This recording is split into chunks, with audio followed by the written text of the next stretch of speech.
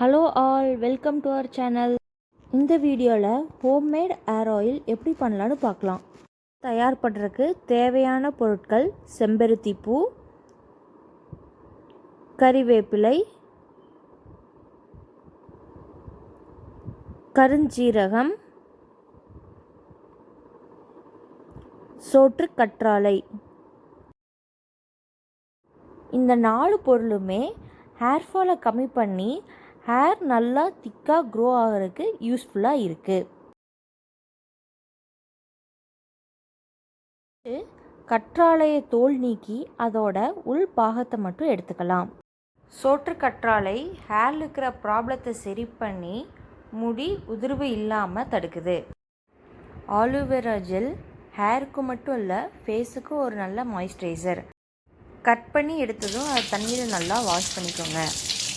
Stove on பண்ணி அதில் கடாயை வச்சு சுத்தமான தேங்காய் ஊற்றி தேங்காய் சூடானதும் அதில் பொடி பண்ண கருஞ்சீரகத்தையும் கருவேப்பிலையும் சேர்த்து எண்ணெயில் கொதித்து வர செம்பருத்தி பூவையும் ஆட் பண்ணி கொதிக்க விடுங்க.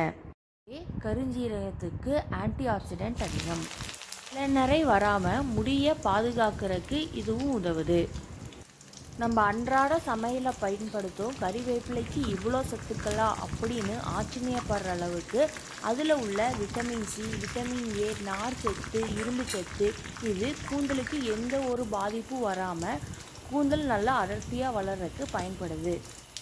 செம்பருத்தி பூ நம்ம ஹேர் நல்லா கருமையாகவும் நீளமாகவும் வளர்கிறதுக்கு உதவியாக இருக்குது. அது மட்டும் இல்லாமல் நம்ம உடலில் தோன்ற பலவிதமான பிரச்சனைகளுக்கு அது மருந்தாகவும் இருக்குது. கடைசியாக தோல் நீக்கி வச்சுருந்த கற்றாழையையும் உள்ளே சேர்த்து 5 நிமிஷம் கொதிக்க விட்டு ஸ்டவ்வை ஆஃப் பண்ணி ஆற வச்சு வடிச்சிங்க அப்படின்னா நம்மளோட ஹேர் ஆயில் ரெடி.